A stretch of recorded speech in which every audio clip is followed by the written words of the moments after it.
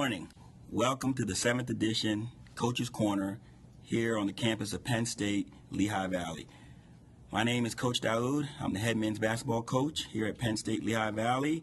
And today, fresh off the heels of our first victory of the season, 2011-2012, I have with me today three of the individuals responsible for what can be considered a major turnaround from the first semester, where average point losses were probably somewhere around a 40-point margin. Last night, here at home at Southern Lehigh High School, Penn State Lehigh Valley faced Penn State Scranton in what was considered up until the first half, a fairly even game. Actually, we were behind by 12 points at halftime. Leading into the second half, guys came out and raised the level and ended up with a 77-55 victory. Before we go any further, I'd just like to introduce the three individuals who have joined us the second half of the season and began playing with us as of January 10th, when we face Brandywine. And I'll recap those games as well, because it's been 7 games since the time we've last been on the show. So let me start by introducing the individuals that we have with us today. First, we have Angel Vargas, 6'2" guard from William Allen High School. Angel, welcome. Hello. Next, we have Ramier Riddick, a 5'11" guard from the Phelps School. Hello. And next, we have Ryan Smith, a 6'4" forward from William Allen High School. Hello. All right, welcome, gentlemen. Want to go back just a little. January the 10th, that was a game we played against Brandywine, Penn State Brandywine, and it was the first game where we had the new players playing with us. Just want to go back and recap. That was a 3-point loss? Mm-hmm. 3-point loss, right? 3-point loss. Was it double overtime? Double overtime game. Great game. But it was definitely a learning experience, I think, for all of us. Obviously, for these guys, their first college game. And so what I want to do is for you guys to share a little bit with us, if you can recall that game and what it was like and your experience in terms of the first game that you played for the year, college game. So give us your insight on that, Angel. On the game? Yeah, just on the game and how, what you thought was your first time out, the fatigue factor, how long the game was, how you played, how hard guys played, give us some insight there, how you felt about that. I got tired real quick. Yeah? In the first 5 minutes, I was tired. And then we were up until 5 minutes, and then we missed some key free throws, and then they tied the game. We ended up going overtime, and then at the end of the game, they ended up hitting the free throws, and they ended up winning by 3. Angel alluded to them being up. If I recall, it was we were up, and if I recall, it was a pretty significant amount. We were up by about what? By 11, 12, something like that. Double digits. Yeah. And clearly had commanded the game. And what do you think was probably instrumental in terms of why we couldn't close that game out and probably should have won that game? Maybe bad shot attempts, and when you hold the ball, you use the clock. Yeah. And that was something new in terms of just being a college basketball player. It was 35-second shot clock, and the ball changes a lot. So you have to really protect the lead and be deliberate in what you're doing. So pretty good. What about you, Ramier? I thought we played well as a team for our first game together. I do too. I think you did. You guys played very, very well. Yeah, but the college level was definitely faster, so we had to make the adjustment. Myself, I caught some cramps. I had to sit out for a while, but I made the adjustment now, And I think that game probably came down to probably fatigue and free throws pretty much. Yeah, I think you're right. I think, and that's the part I was trying to hit on is the fatigue factor, just being tired, and obviously our bench is not that deep in terms of, players that we have playing major minutes and contributing. So you guys played a lot of minutes for the first time. It's always very difficult. Ryan Smith, what do you think about that first game? How do you feel? That was my second game. That was my first game with all of them. I know what Ramier's talking about when he said he catches cramps. It's really fast-paced game. You just gotta hold the ball and use the clock as your friend. And as Angel said, the free throws that killed us a little bit at the end of the game, but now we know better and we'll work on them. Yeah, and we've got better. Let's obviously state that free throws have been a nemesis for us in these past 7 games up until last night. We actually shot free throw percentage last night as a team. We shot 85.7%. That's very good as a team. So we've overcome some of those things. Obviously, it takes some time in terms of the fatigue factor and getting in shape. The next game we played on 11th of January went up to Hazleton, and that game was a 9-point game. Yeah, it was a 9-point game. It was, if I recall, again, it's one of those games where fatigue was a factor, I think, more so than the first game. Because I think, you had energy the first game, but then, coming back, we played back-to-back. So give me some insight, Ramier, on how you felt in terms of back-to-back games in college. The second game was even worse than the first. I mean, I was real tired. I wasn't tired to start the game. I was good, but as the game wore on, it kind of wore me down too. I caught cramps again, had to sit out again. Same thing. But we definitely could have won that game too. Yeah. First 2 games we definitely should have won, but I feel we got better as a team second game, and that's basically it. Okay, well, and then the break for a few days, and then we played. We went way out to the other side of the state, to Monaco, Pennsylvania. It was darn near in Canada and Ohio and Lake Erie, and it was lots of snow. It was incredible. And we played Penn State Beaver. Let me preface this about Penn State Beaver so people out there will understand what this team is about. Penn State Beaver, for the past 3 years, has won our state conference championship back to back to back. They were ranked this year 8th in the country in our national conference. They came in 3rd last year in the national championship for our conference. They're a very good team. And I will go on to say that we went all the way out there on an illegal bus ride. Took us 5 hours to get out there and play the same day. And I will give these guys credit today. They played that team point for point, up until about 7 minutes to go in the game when Ryan Smith, our forward, fouls out, and that kind of just made everything and he's our only big guy, so obviously that happens. When you lose your starter, he's a major contributor in terms of rebounding, defense, not to say that's his fault, but it's a team thing. But just to let you know how good I think this team could be. So I like Ryan to talk about, that game and fouling out and how he think, he played and how he thinks our team did. And Penn State Beaver, when we played, the game was good in the beginning, the whole first half when I was in. My teammates was finding me. They were pressing, so I was in the backfield. They would come up the court, dish the ball off. I had 16 points in the first half, and then second half, starting off, I was doing good, and then fouled out, and that's when their big man took over because he had the upper hand, and he just went to work down low. That's all he had to do. But overall, we played good, and once again, we're going to work on it, and I'm trying not to foul out anymore. And he didn't foul out last game, so let's make that clear. Let's make that clear. He did not foul out last game, which was beautiful.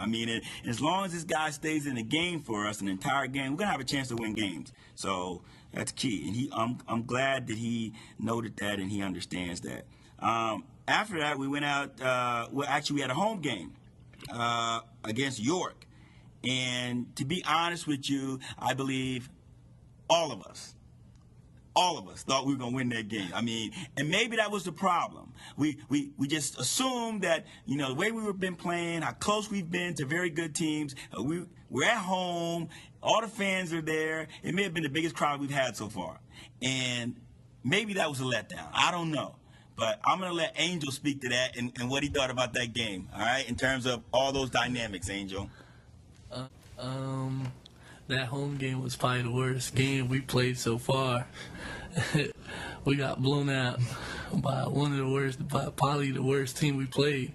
Exactly. And I guess we just seen the home crowd and all that, and we was really playing selfish ball a little bit, and we had a lot of turnovers, missing a lot of shots, and we were playing no defense barely, and their rebounding was like killing us. You hit it on the head, Angel. I mean, and again, I sent them.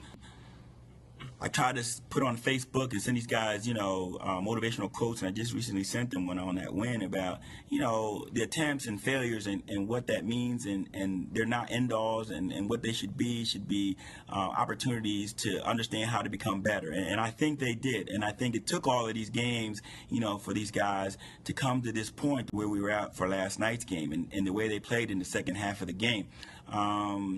And we don't have the luxury with the new guys that we have for the second semester. We don't have the luxury of having preseason from September to October, then actual season from October to November, then game time. That's a lot of months that we'd have together that we'll have in the future that's going to bode well for our performance when we get out there next year. But he's right.